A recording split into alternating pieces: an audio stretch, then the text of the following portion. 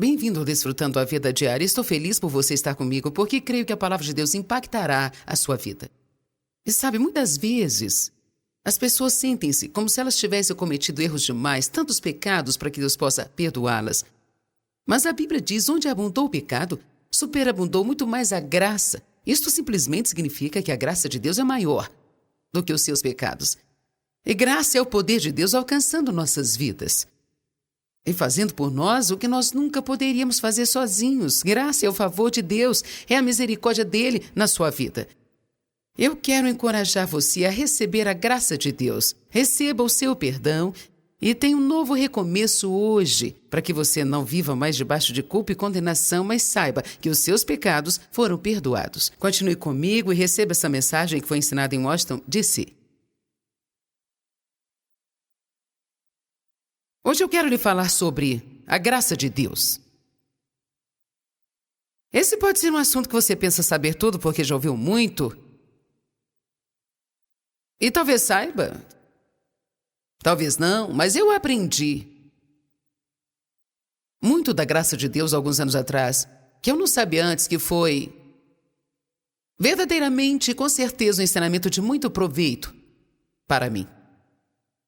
Primeiramente, Zacarias 4:6 diz: não é pela força, nem pelo poder, mas pelo meu Espírito, diz o Senhor. Agora, na verdade, eles estavam falando sobre um projeto que eles precisavam finalizar. E eles começaram a dar andamento àquele projeto e estavam tentando construir um prédio que seria a construção do templo, o prédio da igreja. Mas aquele projeto já estava em andamento por um longo tempo e eles continuavam enfrentando a oposição do inimigo. Você já teve um projeto na sua vida em que teve que enfrentar a oposição do inimigo? Nós precisamos entender que a graça de Deus precisa e ela deve ser o poder por trás de tudo o que fazemos. Ela precisa ser a motivação de energia e também a força em nossas vidas. A graça de Deus. Efésios 2:8-9 nos fala sobre a salvação. Como somos salvos? Eu vou ler o verso 10 para vocês agora e diz assim: porque é pela graça deliberada. A graça é deliberada. E a Bíblia Amplificada diz que a graça deliberada de Deus é o seu favor imerecido. Então a graça significa isso, mas significa muito mais ainda. É pela graça deliberada, o favor imerecido de Deus, que você é salvo. Libertado do julgamento e feito participante na salvação de Cristo através da sua fé. Então, a salvação vem pela graça de Deus, e ela é recebida através da fé. Você não é salvo pela fé, você é salvo pela graça. Pela graça, através da fé. Pela graça, através da fé. E tem que ser dessa forma, porque se você parar para pensar por um minutinho, se não fosse por Deus nos dar a sua graça para crermos, como nós poderíamos sequer crer nisso a que dedicamos as nossas vidas? Eu nunca vi Jesus na cruz, você já? Eu já vi imagens disso, mas nunca o vi. Eu nunca vi o céu. Se você falar sobre isso ao nível natural, alguém conhece mentalmente ou pelos seus sentimentos o céu com absoluta certeza de 100%? É por isso que as pessoas que andam pelas suas mentes enfrentam uma grande dificuldade em aceitar a mensagem simples do Evangelho, porque, para ser honesta, não é algo da sua cabeça, mas é do coração. E se você for como eu sou, você dirá: bem, eu sei que ele morreu por mim. Bom, eu simplesmente sei, eu sei que eu vou para o céu. Eu sei. Como eu sei disso? Bem, eu sei. Como eu sei disso? Bem, eu sei. Eu não sei como eu sei, mas eu vou. E para aqueles que possuem uma convicção, vocês serão bem diretos ao encarar alguém e dizer assim: eu sei, ó. E quer saber? É porque a graça de Deus nos capacita a crermos. Mas nós não podemos levar as pessoas a acreditarem. Independente do quanto você ama a sua família, que ainda não recebeu a Cristo, você não pode forçá-los a crer. É por isso que você deve orar e deixar Deus fazer a obra. Porque Deus pode se revelar para eles a qualquer momento desses. E quando Ele o fizer, não importará se eles desejarão acreditar ou não. Quando Jesus apareceu para Paulo no caminho de Damasco, e aquela luz brilhou ao redor dele, e o poder de Deus até o derrubou do cavalo, Jesus disse para ele: por que você está perseguindo a mim? Agora, na verdade, não fez muita diferença depois disso se Paulo queria crer ou não. A graça de Deus foi revelada a ele, e mais do que qualquer escrito do Novo Testamento, Paulo ensina e fala a respeito da graça. Porque ele sabia o quanto ele foi um carrasco podre. Ele sabia os erros que cometera, e mesmo tendo um grande zelo, era um zelo sem conhecimento, ele era um religioso. Mas não é interessante que Paulo foi um homem religioso, e mesmo assim Jesus disse para ele: por que você persegue a mim?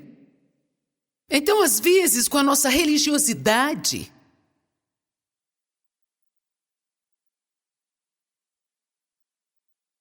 nós não estamos realmente andando pela fé. Você pode ir à igreja a vida inteira e não ter nem um pingo de fé. Amém? Então, pela graça, através da fé, você é salvo, é um dom de Deus, não por obras. Isso significa que você nunca conseguirá fazer obras boas o bastante para merecer a salvação. Querido, se você deseja ser salvo um dia, mas está esperando colocar sua vida em ordem um pouquinho, sabe? Você está com uma mentalidade totalmente errada, porque quanto mais bagunçado estiver, mais Deus gostaria de se envolver na sua vida e derramar a sua misericórdia sobre você. Ele quer aproximar você dele. Quanto mais bagunçados estivermos, maior será a glória. Quanto mais bagunçados estivermos, mais gratos nós seremos. Glória a Deus. Eu quero lhe perguntar: quem amará mais? Um pequeno ou um grande pecador? Bem, o grande pecador. Pela graça sois salvos através da fé. Essa salvação não vem de vós, não é pelas suas obras, não é pelo seu próprio esforço, mas é dom de Deus. Não pelas obras, não pelo seu trabalho, não é pelo cumprimento das demandas da lei. É por isso que quando você diz para as pessoas: você acredita que vai para o céu? Elas dizem: eu tento ser uma pessoa boa. Então percebemos que elas não entendem a salvação. Ou quando você diz para alguém: você acredita estar indo para o céu? E ele diz: bem, eu vou à igreja. Eu odeio essa resposta. Eu vou à igreja. Bem, e daí? Eu posso ficar o dia inteiro na garagem e isso não me fará ser um carro. Amém?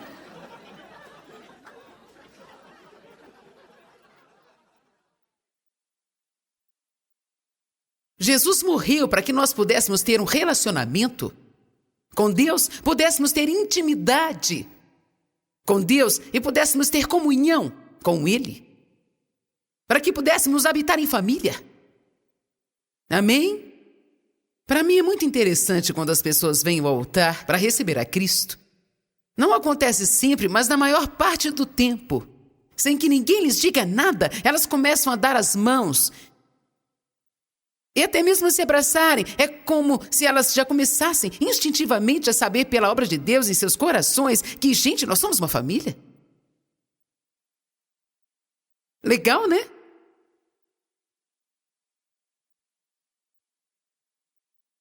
Deixa eu repetir isso. Pela graça sois salvos através da fé. E isso é dom de Deus, não por obras, para que ninguém se glorie. Agora, o verso 10 diz: pois nós somos criação de Deus e obra dele, recriados em Cristo Jesus. Somos recém-nascidos ou nascidos de novo, para que nós pratiquemos as boas obras, as quais Deus predestinou, planejou de antemão para nós, antes mesmo do tempo, para que pudéssemos andar nelas, vivendo a vida boa que de antemão Ele preparou para podermos viver Nós estamos aqui no Egito, numa vida aprisionada ao pecado. E Deus já preparou essa vida tremenda e maravilhosa para nós que está aqui. Na velha aliança, eles chamavam isso de terra prometida. Agora ele chama de uma vida boa. Agora, não é por causa das coisas boas que fazemos que Deus nos dá esta vida.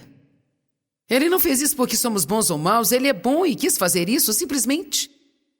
Ele proveu uma boa vida para nós, mas aqui diz claramente que, antes de podermos entrar nisso, nós precisamos nascer de novo. Nós somos a obra de Deus, a sua criação, recriados em Cristo, nascidos de novo, para que possamos praticar essas boas obras que Ele preparou para nós, para então podermos viver uma vida boa. Veja, a única maneira de você entrar nesse esquema, a única maneira de você entrar nessa coisa de reino de Deus, nessa coisa de nova vida, nessa coisa de justiça, paz e alegria, nesse conhecimento de que Deus te ama e que você irá para o céu, você precisa estar recebendo a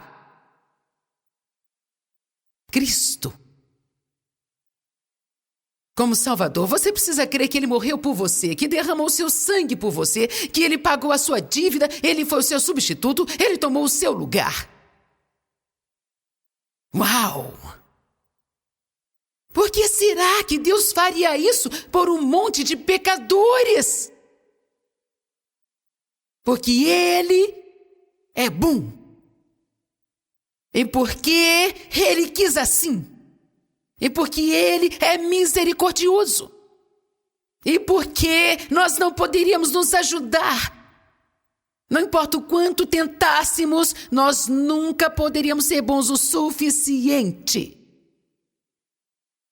Mas a graça de Deus é suficiente. Porque a Bíblia diz, onde abunda o pecado, muito mais superabundou a graça. Você diz, bem, eu posso acreditar que Deus salvou você, Joyce, mas você não sabe o que eu já fiz. Não importa, talvez você necessite de mais graça, mas isso não importa, porque não importa a quantidade de pecado que você tem, Deus tem mais graça do que você tem pecado.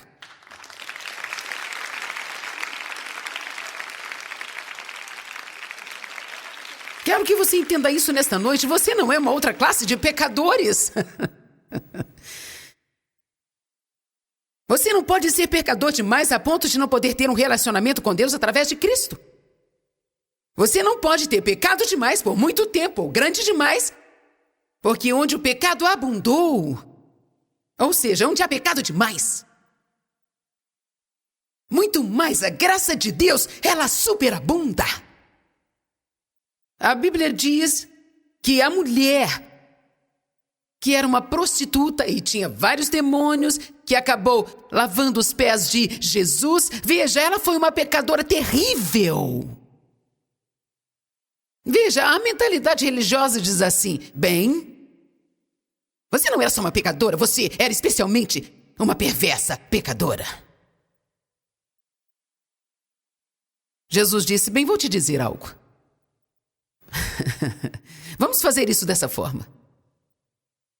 Qualquer um de vocês aqui que não tiver nenhum pecado, venha e atire a primeira pedra. Veja, ele não estava falando sobre um pecado, 10 pecados. Não tem nada a ver com pecados pequenos ou grandes. Pecado é pecado. E ponto. Você nunca será bom o suficiente para viver na presença dele pelo seu próprio esforço. A cada dia nós precisamos da misericórdia de Deus. E eu sei disso, porque a Bíblia diz que a sua misericórdia se renova a cada manhã. Porque ela se renova a cada manhã porque nós acabamos com a do dia anterior. Quando para cada um de nós termina o dia, nós já usamos cada gota da misericórdia de Deus. E graças a Deus ela se renova a cada dia. Aleluia!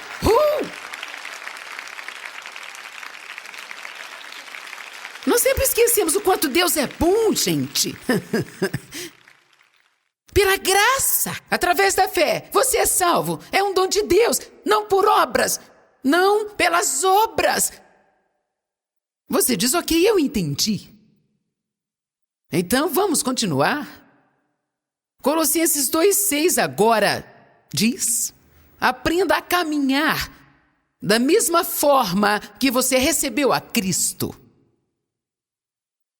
Pense sobre isso. Como você recebeu a Cristo? Pela graça, por fé. Não por obras, não pelo meu esforço, não pelo que faço, para que ninguém se glorie. Ok. Como eu devo caminhar? Como eu devo viver? Como eu devo viver essa vida desde o momento em que eu saio do Egito até entrar na terra prometida e depois viver nela? Da mesma forma que fui salva, Colossenses 2,6, da mesma forma que recebestes a Cristo, é a forma que vocês devem viver. Da mesma forma devem viver cada dia da sua vida pela graça, através da fé, e isso é um dom de Deus, não por obras, para que ninguém se glorie. Se você quiser ter uma vida doce, comece a viver pela fé. Um dia de cada vez. Um dia de cada vez. Porque sabe, quero lhe dizer uma coisa. A graça não chega, sabe, até você precisar dela. E você não precisa dela enquanto não toma um passo.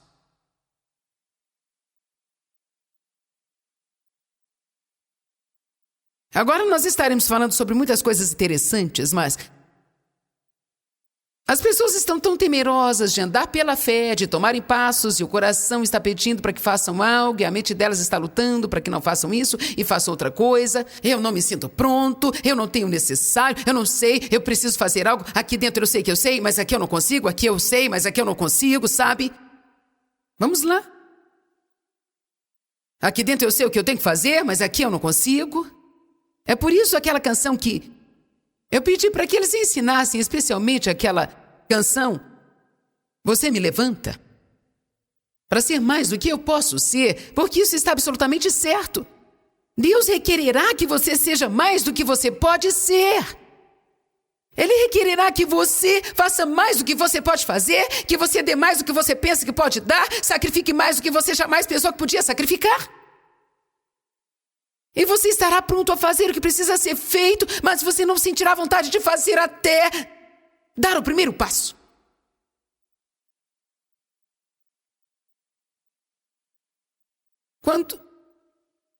Quando Josué estava se preparando para fazer os israelitas atravessarem o Jordão, do outro lado, só água. Tinham que passar para o outro lado do Jordão. Sem barcos, sem esquis, sem tubos internos, sem jet skis, nada.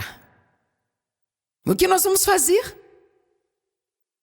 A Bíblia diz que quando eles colocaram os pés na água, uau! Eles passaram sem molhar os pés.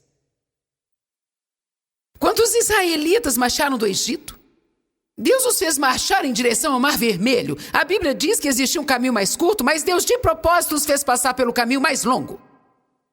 Você consegue entender que pode haver um atalho para você e você sabe disso, e isso pode te tirar do sério, porque você sabe que Deus pode livrar você, facilitar a sua vida, mas você sabe que Ele não vai fazer isso e você não consegue entender por quê. Vamos lá. Oh, eu ficava com tanta raiva de Deus. Por quê? Eu sei que o Senhor poderia fazer isso porque o Senhor não faz isso para mim. Ah, mas não, nada de facilitar para mim. Então eu ficava com ciúmes e inveja das pessoas que pareciam conseguir tudo o que elas queriam tão facilmente. O quê? O quê? O quê? Você acordou um dia de manhã e não tinha mais vontade de fumar? Ah, com certeza não foi dessa forma comigo. Não, eu precisei sofrer 30 dias desesperadamente. Vamos, gente. Ah, você ama fazer exercícios? Bem, isso não é maravilhoso? Deus, por favor, me ajuda. Sem atalho nenhum para Joyce Meyer. Sempre foi pelo caminho mais longo e difícil. Sabe por que a Bíblia fala que Deus os guiou pelo caminho mais longo? Porque ele sabia que eles não estavam preparados para viverem na terra, porque a Bíblia diz que eles não estavam prontos para a guerra. Espera um minutinho, estamos falando da terra prometida, você não entende? Aqueles inimigos no deserto não eram em nada comparados com os inimigos que se encontravam na terra prometida. Você pode derrotar o Golias e ficar surpreso em saber que ele tem um irmão e um monte de primos, sabe, gente?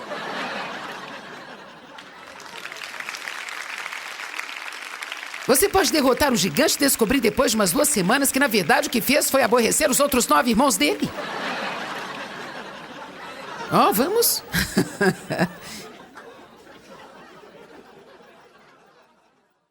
Eles vieram marchando do Egito, eu acho que provavelmente cheios de si mesmos.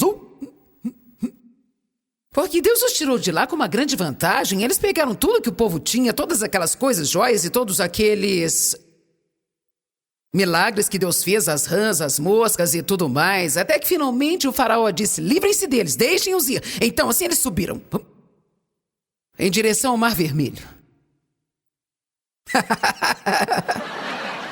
Na frente deles o mar, nós vamos voltar para o Egito? Não, lá está o exército egípcio.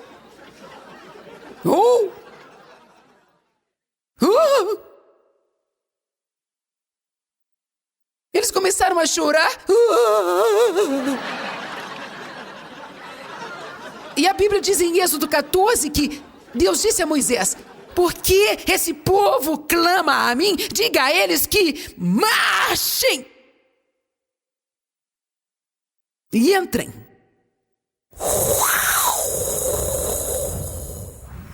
2 paredes de água. E eles passaram sem molhar os pés.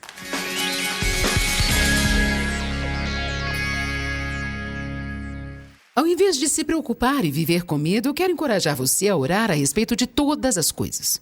Simplesmente ore a respeito de tudo que lhe preocupar, e ao fazer isso, estará abrindo uma porta para a graça de Deus se manifestar em sua vida.